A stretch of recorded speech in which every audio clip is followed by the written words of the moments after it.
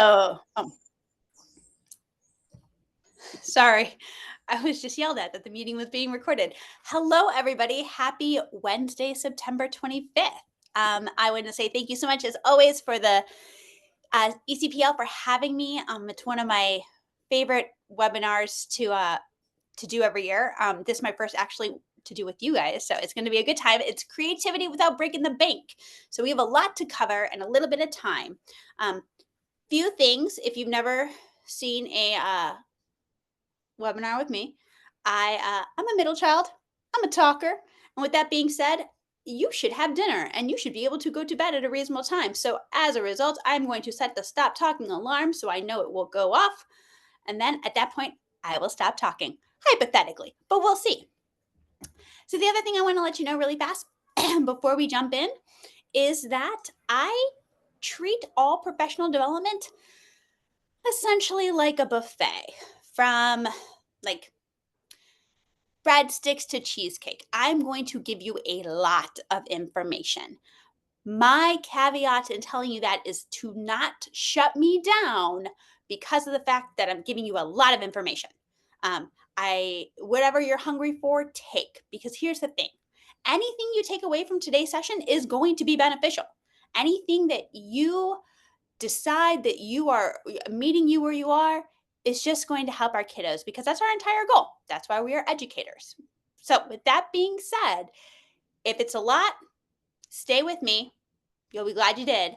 And also, if at the end you've eaten the entire buffet and you want more, or perhaps you want a doggy bag, I will make sure to share out my information so that you can reach out to me and we can continue the conversation on how to create creative spaces and do engaging activities with littles. So,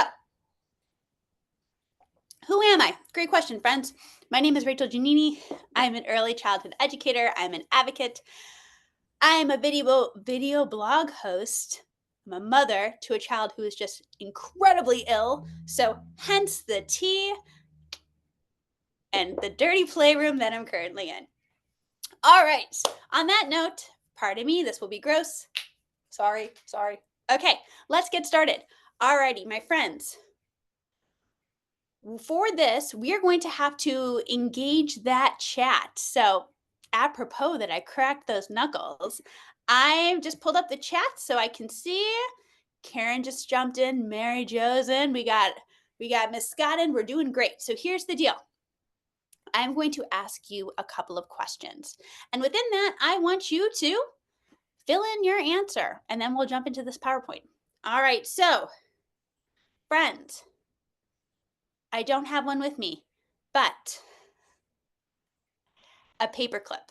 Close your eyes and imagine a paperclip, okay? I'm going to give you, it is currently 4:03.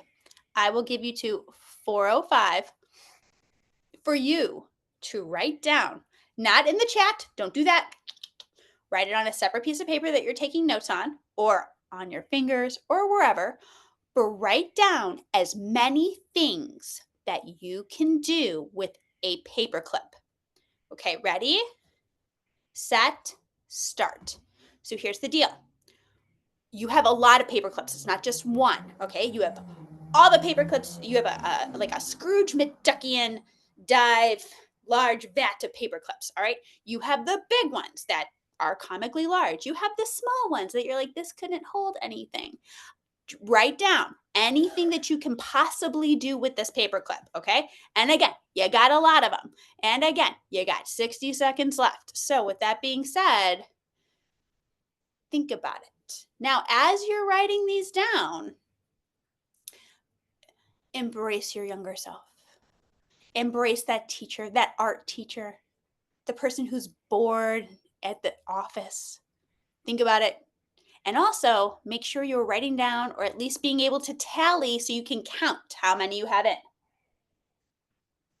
I feel like playing like the Jeopardy music, like do do do do do do do do do do do do.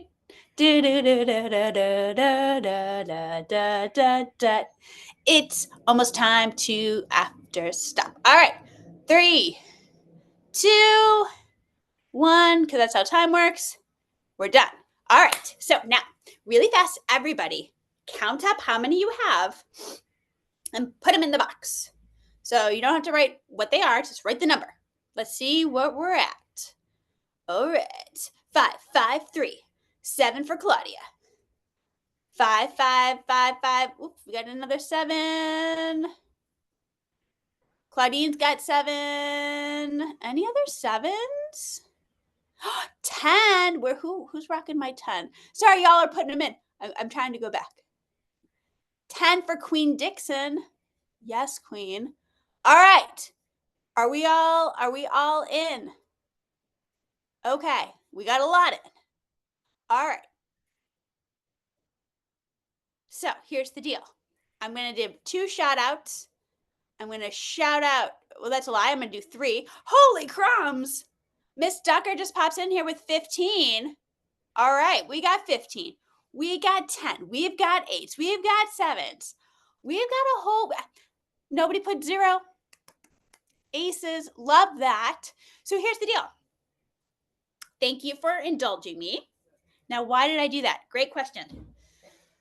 This was actually a study done at Harvard University in the earlier aughts, the early 2000s.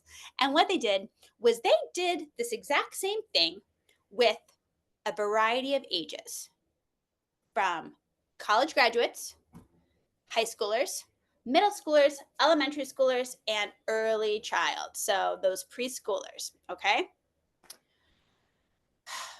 How many, and again, put this in this chat, how many do you think the average high school graduate got? Or excuse me, college graduate. If you had to guess, how many do you think they got? 20, that's a good guess. 25, love it. These are great guesses. Love it, love it, love it, love it. They got 4. The average high school graduate got 4. All right, so here's the thing that's interesting. As they went lower, high school, middle, elementary, and early ed, that number got higher. Okay, so with that in mind, here's the thing that's very questionable. We know as educators that knowledge is cumulative and experiential. The more experiences you have, the smarter you are. Knowledge is built. A high school, college graduate sure knows way more than a 5-year-old, right? We would assume so. The average 5-year-old got over 200 things. They came up with over 200 things that they could do with a paperclip. So why is it 200 to 4? It is the complete reverse of what you would think. Now, why is that? If you want to throw something in this chat, put it up there. Why do you think this is the case? And it's funny because it's kind of like a rhetorical question. You know, and even though I'm talking and you're on this side, I'm going to tell you what you're probably thinking. They went to elementary school. Yep. Thinking outside the box. Exactly right. There is a moment that you leave this space of imagination and creativity and you go to that big red brick building where there's yes, there's no, there's circle the bubble, there's stay in the line, there are you on the cloud, are you off the cloud? Do we have time for do this? Are we in a space that like you are allowed the freedom to be flexible, to try something? Are we giving older kiddos open-ended materials? And we're not. All of those things fall in this realm of early childhood. So here's the thing. You may be thinking, well, what's the point of doing this if we know it's just going to be knocked out of them once they hit 7 or 8 or older?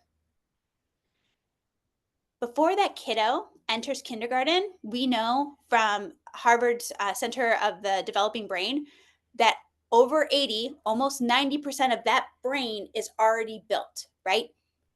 And we know that the more we emphasize a topic, the stronger those synaptic connections are. So the theory is that if there's something that you really want to stick, you are going to work on it, support it, curate it, and love on that topic, because those kiddos will then strengthen that. So maybe they're the ones who are the outliers. Maybe they're the Queen Dixon who knocks it out at 20. Maybe there are friends who like got 15 or 8 or Claudine or whoever that's out there putting way more because they value that component of their personality, of creativity. So what we're going to talk about today is building creativity. How can we do so in our room, in different spaces, and also at that same time, really simple, I cannot express this enough, simple, small techniques that are going to go a very, very, very, very, very big way. So on that note, let me go ahead and start sharing so we can see. Miss Karen, just really fast, if I pop over here, can you see this? I can't Not see the yet. chat. Not yet. All right. Can you allow me to share again? For some reason, it took that away. Everyone has the access. That's why we ended up with Oh, things up gotcha, there. gotcha. Share. Here we go. Share screen. Share options.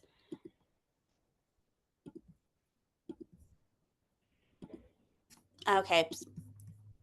Alrighty, friends. Let's do this. All right. Fostering creativity. All right. Paperclip. Already worked that out. In case you weren't aware, that's what the one is. All right. So what is creativity? And again, this is a little different of a format. Normally there's a lot of conversation back and forth, but there's a lot of you on. Holler, love that, yes, after school PD. So do not mind that I'm going to be doing the majority of the talking. What is creativity?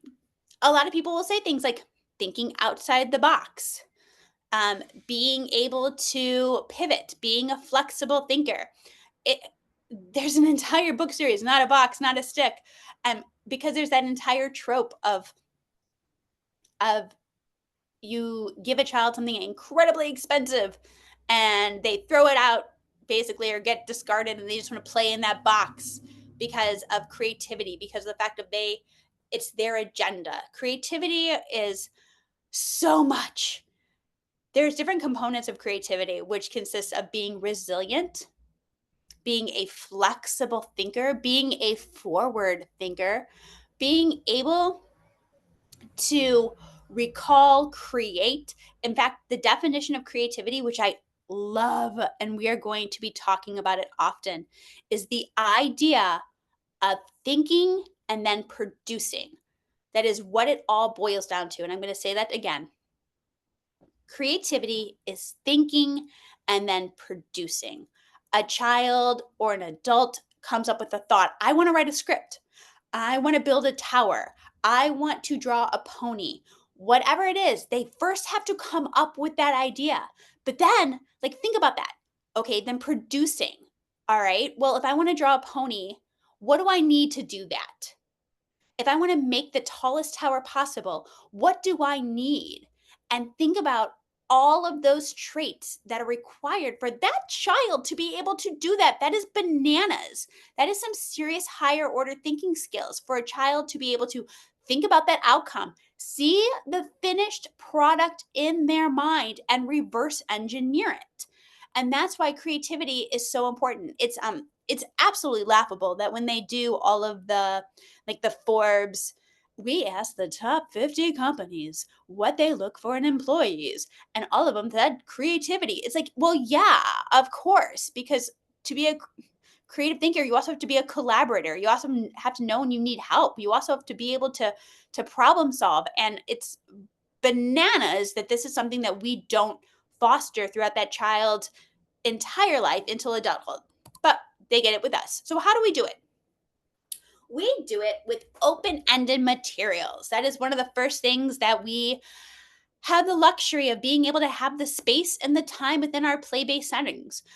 Open-end materials, for those that are not familiar, are materials that basically provide flexibility. It is that box, because that box to you might be a sandwich shop. That box to me might be a ship.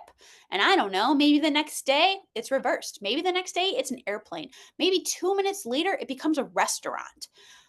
A box allows a child to put their own agenda into their play. And we know that when children are actively engaging in play, they are more likely to obtain and retain information. If you are going to be joining us for the webinar next week about literacy, this is something I really hone in on, is this idea of when a child is following that agenda, that is that secret sauce, the spoonful of medicine that they are able to take in so much more because they're having fun. And open-ended materials allows that. So open-ended materials in our room already that currently exist are things like blocks, art materials. Also, really fast, they're things like provocations. Provocations are huge. Provocations are anything that makes a child ask who, what, where, when, why, or how. If you think about it, a nature walk is a really great start of a provocation. Finding a pine cone. How is this made? Finding a seashell. How is this formed? Finding a red leaf on the ground. What happened? These are those little pieces that make you curious, that make you wonder. These little tiny things that make you want to go deeper. So when you think of a creative classroom, I trust all y'all, close your eyes, think about this. What do you envision when you look around this room? Is it dark? Is it dingy?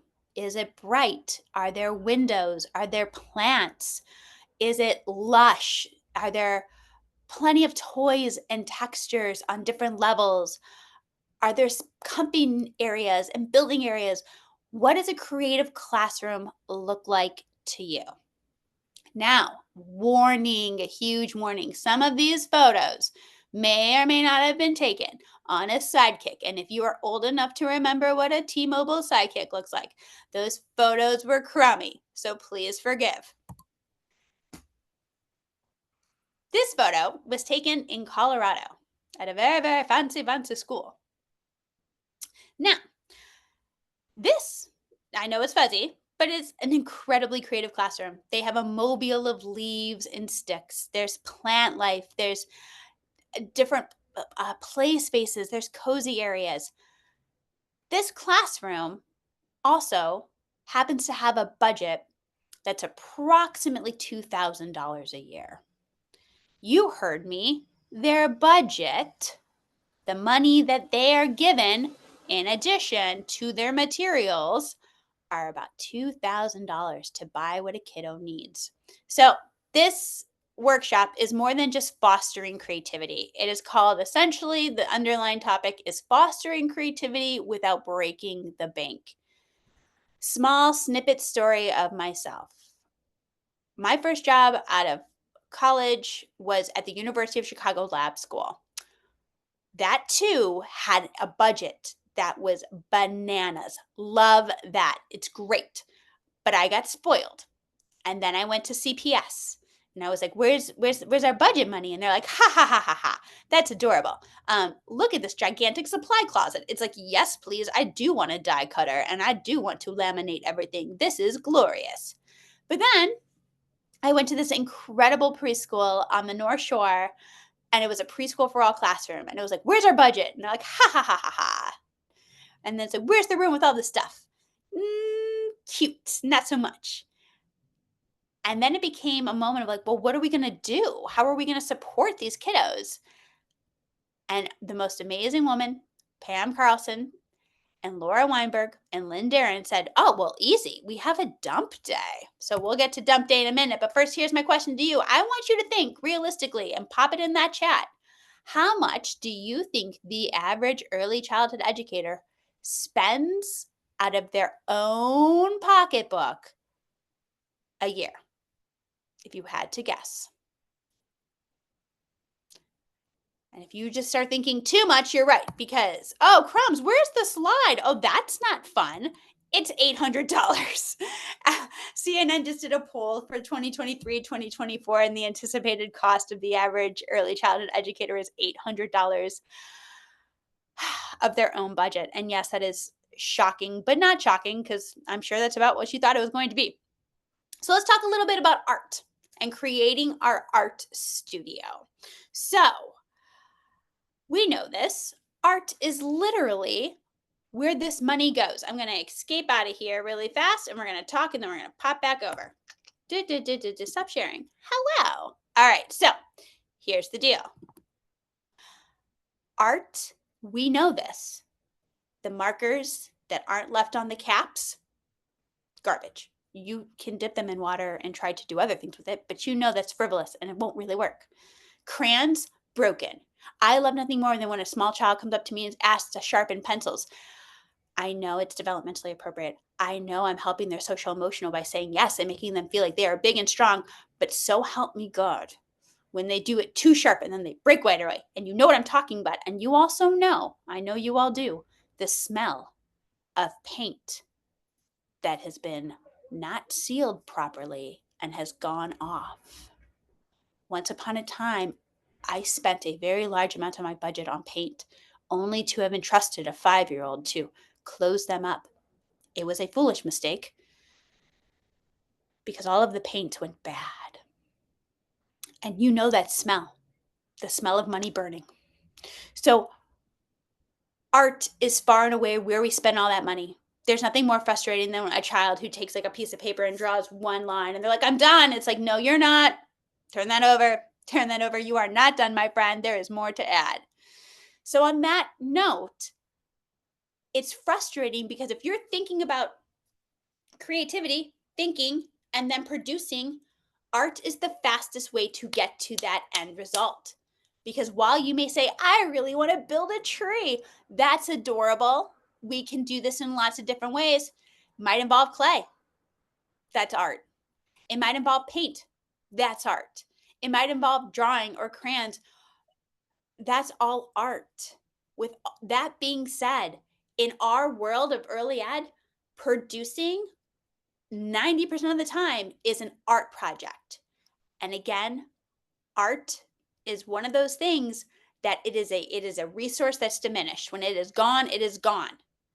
The day that those paintbrushes aren't fully washed out and they are rock hard, good luck saving it. Keep me posted on how that works out for you. So what we're going to talk about right now is how to build our art studio. But more than just basics of markers and crayons and those things, the writing materials, those mediums.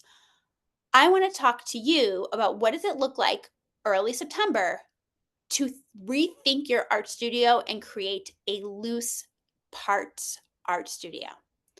And this is the thing that came out of Highland Park that I love so much that I have done in every classroom I've ever had since then.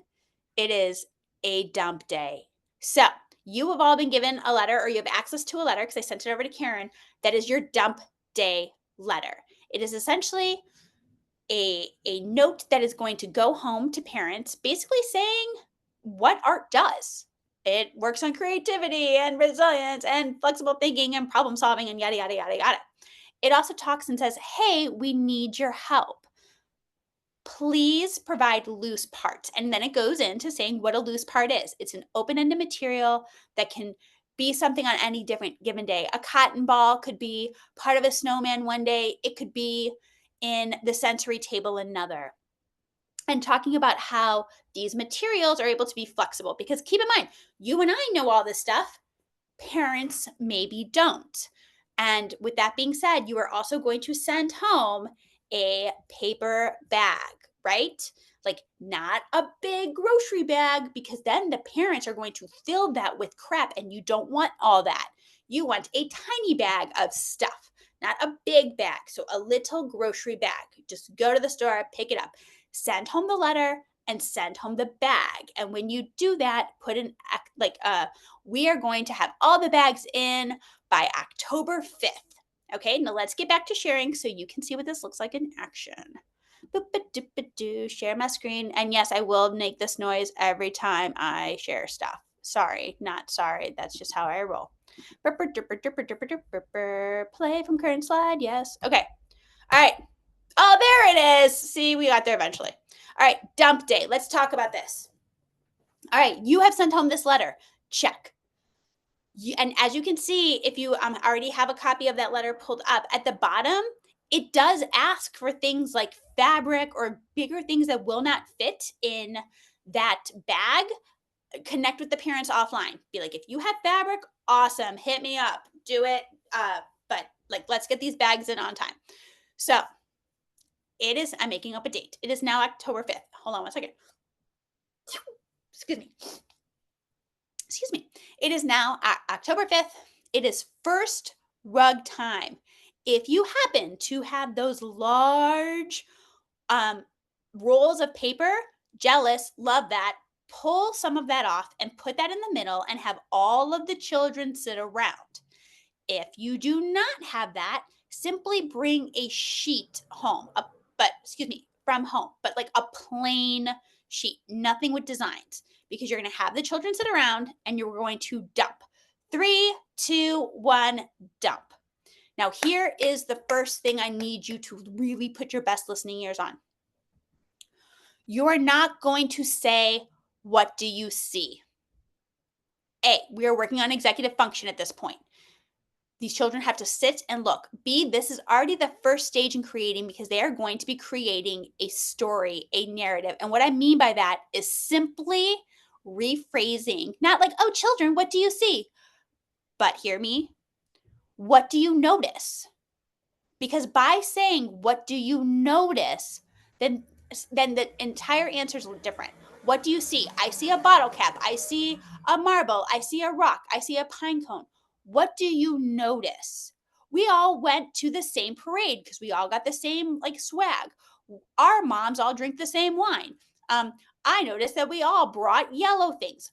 The children have to think differently by just phrasing it one small word. Again, what do you notice? Not what do you see? So, dumping. Then you are going to have them sorting. Here's the deal. Ask them, friends, how should we sort this? How should we separate this? I don't know about you, but all of my like OCD like loves this. This just makes me happy. Okay? And they will work together. This is already collaboration. This, because we're also in the very beginning of the year, is a really wonderful time to take any authentic assessments. If you're recently working on letters, does anyone see anything that starts with the letter B? And if 4 kids hand you some marbles, that's something to just like mark. Like, okay, well, these kids, we are having a hard time with that. If you ask someone, can you count out five Lego pieces for me? And they count out 10.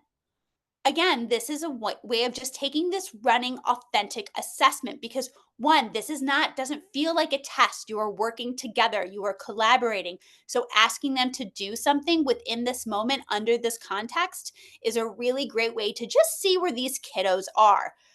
So again, if you are doing portfolios, if you're starting your assessments, this is a really great place to do it in a manner that again is going to be authentic to them. So we have now separated everything.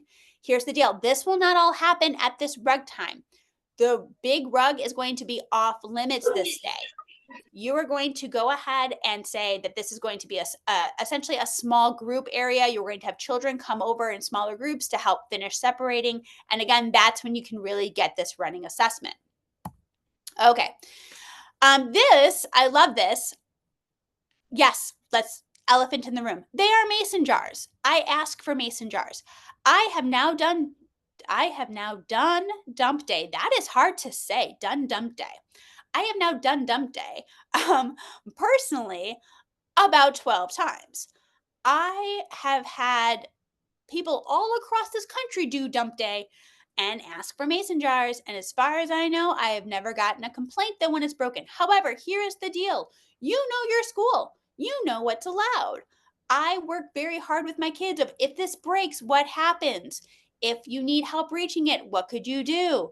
Like I work very hard to make sure that like all expectations are set. If you cannot have glass, I feel you. Get plastic containers. Also, if you're looking at something and you're like, that is a straight up chokeable, love that. You know your class. This is where that buffet comes in. I'm talking about, in this specific case, fours and fives.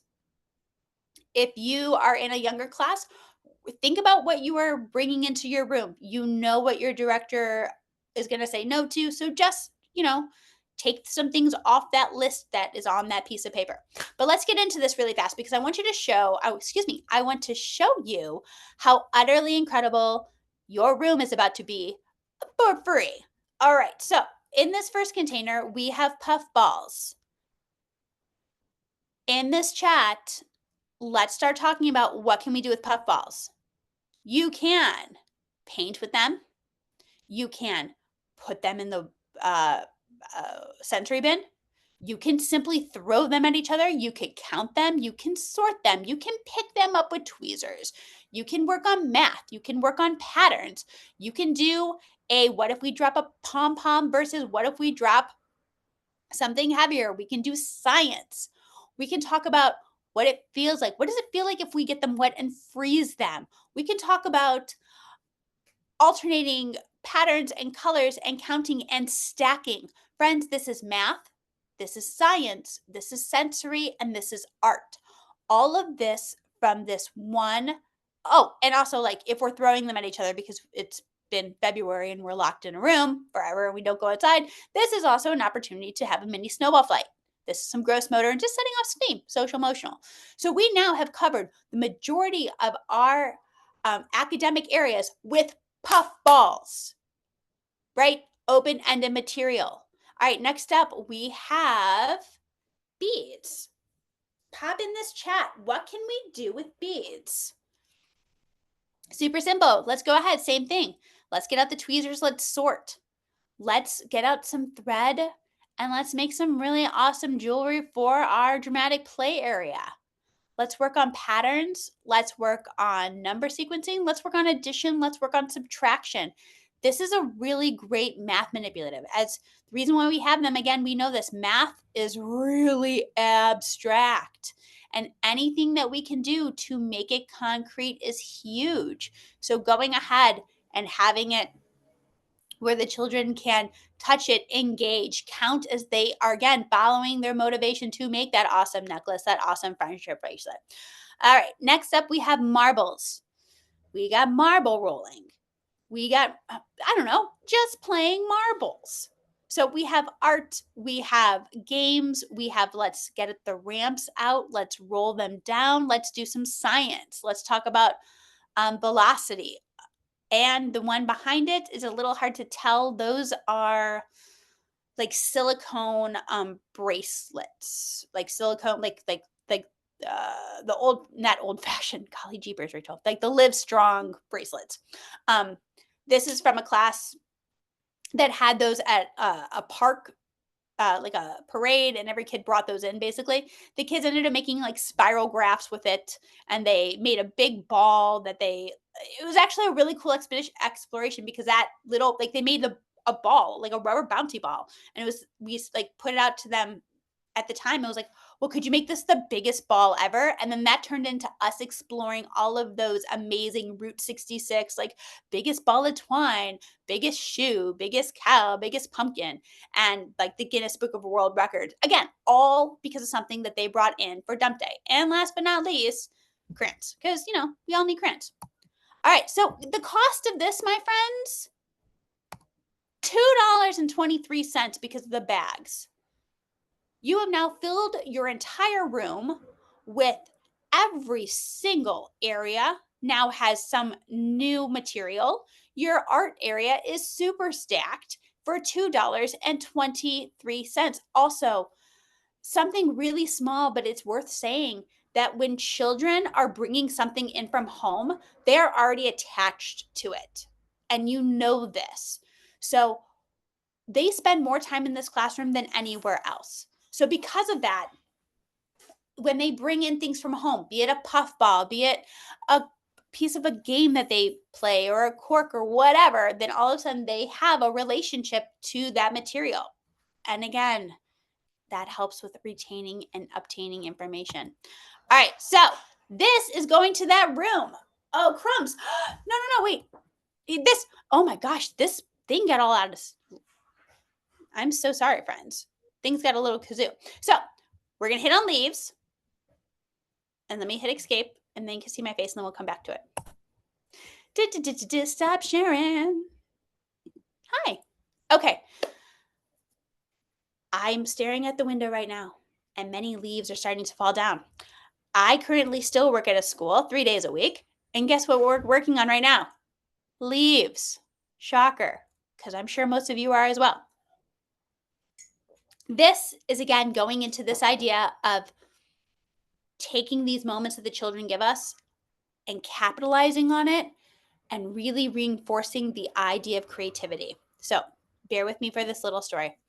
Once upon a time, I had a student, and we were doing, this is actually many years ago, which is fun. This is a Highland Park story. We were doing just on a nature walk, or excuse me, it was prior to the nature walk. We were talking about, like, I don't know what we did over the weekend. And one of our kids talked about how they watched this documentary about ancient Egypt, and that the ancient Egyptians would use berries and leaves and all of these and fruits and vegetables to make paint. And it was a very cool conversation. All of us were amazed. We're like, ooh, that's awesome. Thought nothing else of it, right? Then, cut to the following week, we are doing a nature walk. And this child says, a different child picks up a leaf and goes, oh, we can make paint out of that. Okay, now here's the deal. Here is your choose your own adventure. Because we had already moved on to apples, we were done with leaves. It was October. I, at this point, could have said, oh my gosh, what a good memory. You're right. We talked about that last week. Let's keep going. Because we had things to do. Okay? Totally. That is a reasonable thing that I'm sure many of us would have thought. Or, what do we need to do that? Oh my gosh, what do we need to do that? I know you're at home or at school, but say it with me. 3, 2, 1. What do we need to do that? And we're going to say it again. What do we need to do that? So the reason why we're saying that is that I want you now to basically say that phrase every single day. Anytime a child comes up to you and says, oh, we can do this, you're going to say, what do we need to do that? Not yes, not no, but what do we need? Because again, thinking and then producing. They came up with the idea. What do we need to do that allows them to work to get to that end result? That is fostering creativity. That is working on all of those skills we want them to have. And in this case, the first thing they said was, we need lots of leaves. And I said, yes, let's grab them. Grab a bunch. And you know this, when one kiddo is excited, they all become excited. So we are now walking to school with a bundle of leaves in our arms. We are fully stacked with leaves. We get to the class, we lay them down, and we recap. Okay, we decided that we are going to make some paint. You already got the leaves. Listen to me. What do we need to do next? You could have Googled it. Been like, how do we make leaves? No. This isn't you. You're an adult. This is them. They want to do it. Let them tell you how. And here's what resulted. One of our students said, oh, well, strike that. The child who is already a little in on it because of the fact that they watched the documentary was like, oh, we have to dry them. Great. What do we need to do that? You are basically just going to over and over and over again say, what do we need to do that? What's next? Or what's more? Or let's try. You are guiding this. So we have to dry this. Okay, how are we going to do that? What do we need to do that? When we ask open-ended questions, those are higher order thinking questions. If you're unfamiliar with the different stages of higher order thinking questions, the last one, because there's like recalling, remembering, yada, yada, yada, analyzing, but the last one is the idea of creating. That child, to answer that question, will bring all of their background knowledge in to answer it, to create that answer. And in this case, one child said, "Oh, my mom drives flowers. We need to get a book and press it."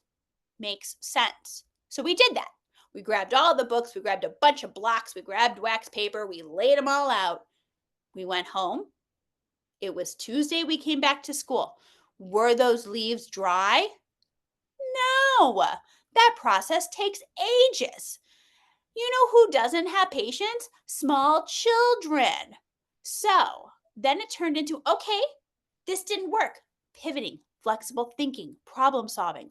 All right, so this isn't either we're going to sit and we're going to wait, or what could we do? What should we try? Another student, their dad made beef jerky and fruit leather and all of these things and said, oh, we can dry it in the oven.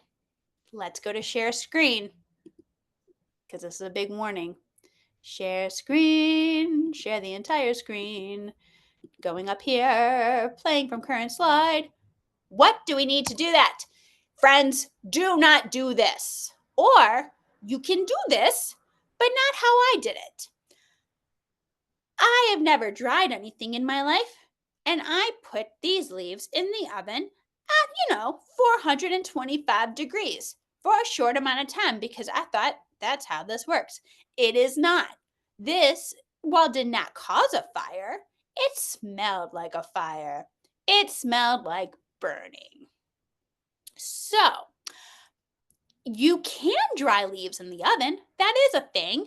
But you dry them at the lowest temperature your oven possibly has for a substantial amount of time, hours upon hours.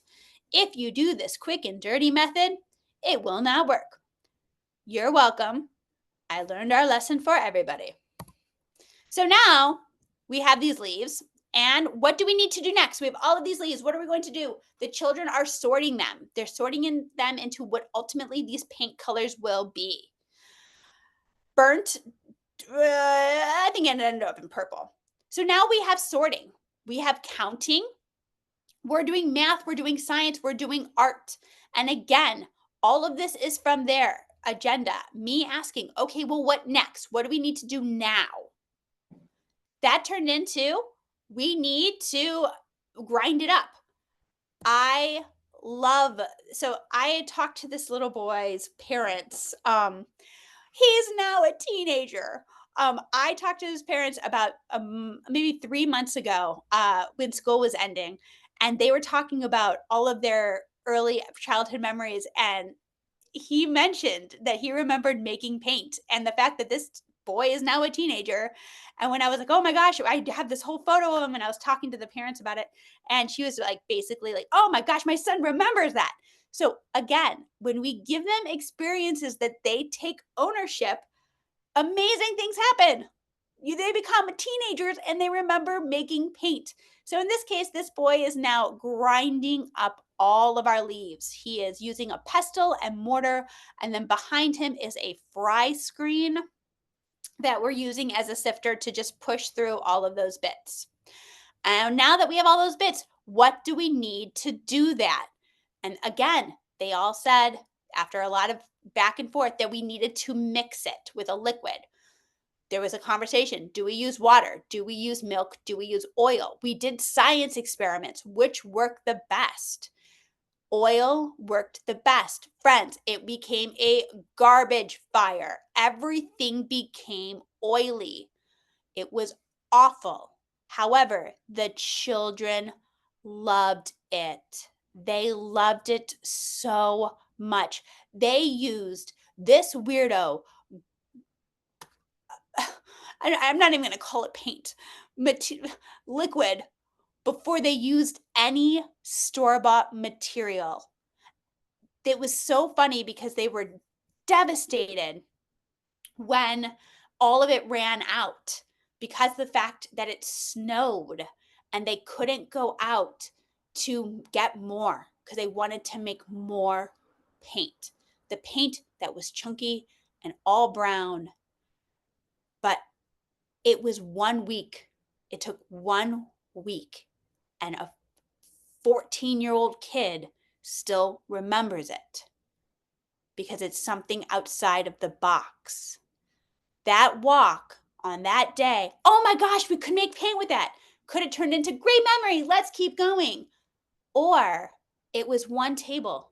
It was one table. It was a few conversations at Rug. And it gave those children so much more. And that kiddo who came up with the idea of wanting to make it, how do you think they felt?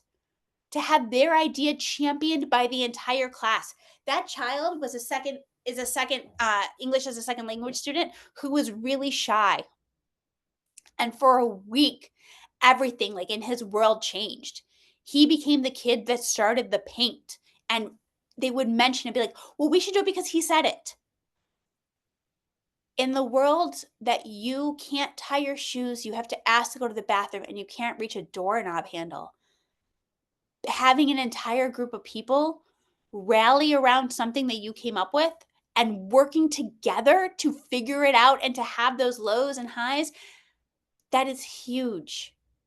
Those are the things that stick. And again, what do we need to do that? What next? What more? I'm going to say it again. What do we need to do that? What next? What more?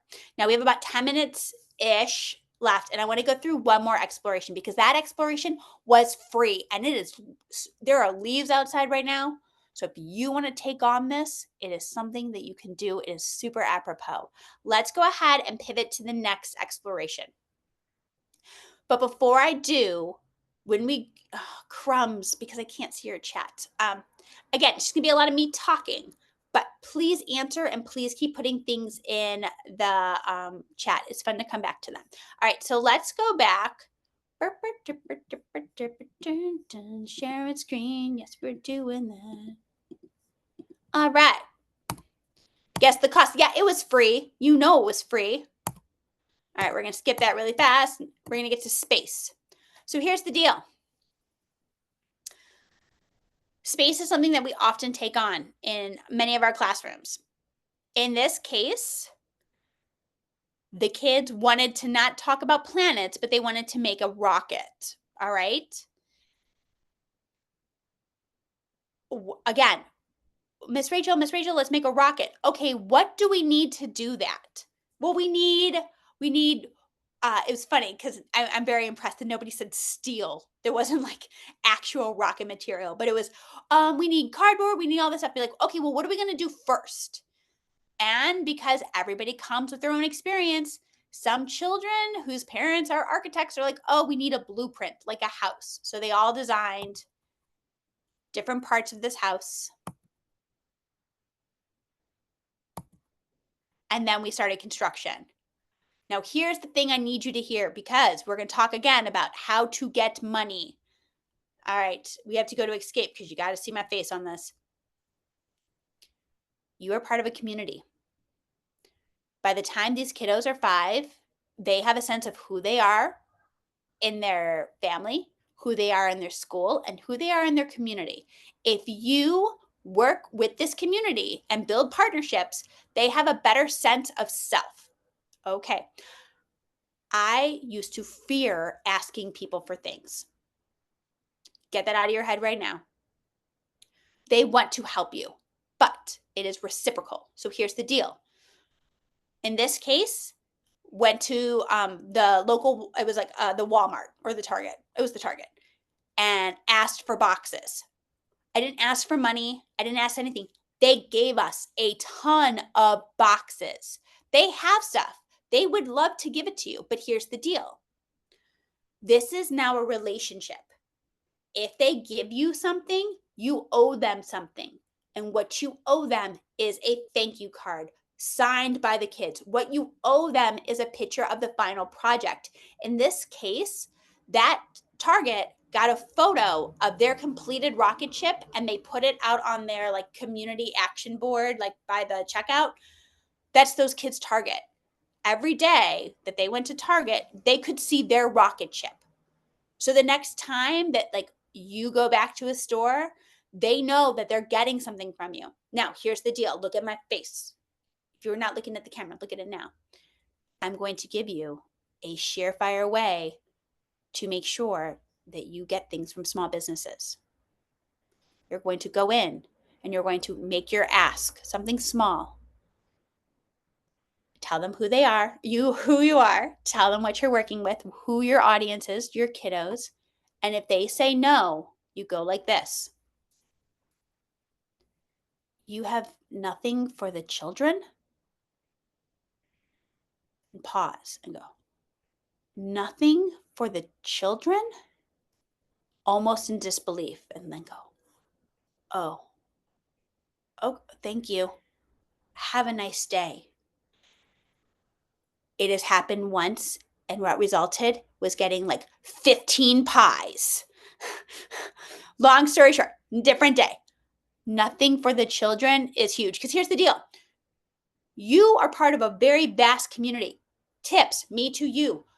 You are going to go to the nearest fabric store. Not like Joann's, but fabric store like where they have drapes or redo couches and stuff, upholstery. And carpets, because here's the deal. They have sample books that are this thick. Wallpaper, any home improvement store, like this thick. Much like clothing, these samples go out of fashion. They get a new book every year. You know what they do with those big ones? They throw it away. You know who would really like to play with 400 sheets of ornate wallpaper? Small children. Let's get into this, because you're going to see where Dump Day comes in to and asking people for stuff. All right, let's do this. All right, boxes, Target, ask, done. Jossie, again, funny thing. I went to her sister's graduation. We're in one of those things of Jossie still remembers this. Parents live far away, still exchange Christmas cards. When you do things like this with kiddos, you would be amazed at what happens. You build these relationships because you are that teacher for them. All right, to the right, you see a gigantic container of corks. Where did that come from? I'll tell you, Dump Day. Yes, we all like wine. All right, she is making a computer. She wanted to make a keyboard. She is hammering golf tees in. Those golf tees came from the local country club. Do you have anything for the children? We got golf balls. We got golf tees. Perfect. That foam came from the florist. Do you have anything for the children? We got a bunch of foam. We got a bunch of fabric, twine, all that kind of stuff. All right. Next up, she has her fingers on these and she goes, oh, it feels like a computer keyboard. She decides to make a computer keyboard. Cardboard. Again, straight up Dump Day. All of those letters are from a Scrabble board. When pieces go missing, nobody ever plays with those games. That's why it's on that list. Things to bring in. Pieces from board games. Full on, now we have literacy getting into this. And she made a keyboard. Dump Day. This is their rocket ship. We have pizza boxes. We have big boxes. Look at the control panel. There are screws. There are springs. There are spools of thread. There's wire. All of this came from Dump Day. The cost of this exploration was $12 because of the fact that duct tape is expensive. All right, so here's the deal. That exploration, I cannot stress this enough. The reason why it's still up there, even after all these years, it was so impactful because it lasted a really long time. What started off as let's just build a rocket turned into 5 months. 5 months that evolved into then looking at planets and looking at all of this. And it was fascinating because then all of a sudden at the end of the year, because it turned into camp, aka still school, but with t-shirts, They wanted to play mission control, and all of their play changed, that they were working as scientists, staring out into space, looking at telescopes. And I was talking at the time with my co-teacher of why do we think this is? In that room of 20 kids, 16 of them were about to go to kindergarten. And prior to that first kindergarten visit, that play was about adventure, was going to the unknown, was going to space, building a rocket, and traveling to places that might be scary. When the kindergarten readiness visits happened and they saw their future, they saw their school, they played mission control, they played Earth because they just wanted to be somewhere familiar. They wanted to be in our room. Children work things out through play. Children know what they need better than we do. And when we ask the questions, what do we need to do that? What next? What more? We are able to guide their creativity in a way that works through emotional problems, that works through social problems.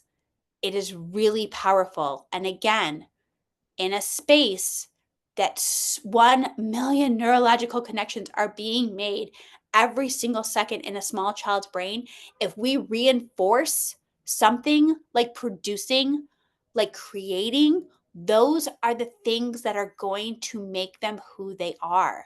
They will be that kid who draws that line on one side or the other. They will be that tinkerer. They will be the ones, again, later in life, asked a silly question about a bunch of paper clips and they come up with 200 things even though they're an adult. We have been given a really great gift. We are surrounded by open-end materials and curious children. It is a shame if we do not take full advantage of it. And the fact that we can do so for very limited costs by asking our parents to help, reaching out to the community and asking those 3 questions, what do we need to do that? What next? What more? That's all free. So there's no reason we shouldn't. All right, so friends, thank you for joining me on this webinar. I'm going to put my email in the chat. If you want to keep this conversation going, hit me up. I would love to talk. I love creativity. I grew up hyper poor with nothing but a bunch of cardboard boxes in the woods, and I fully I thank my teenage parents for giving me nothing, because by doing so, I am an adult who asks a lot of questions of really big kids, or excuse me, really big questions to tiny little kids. Karen, is there any other closing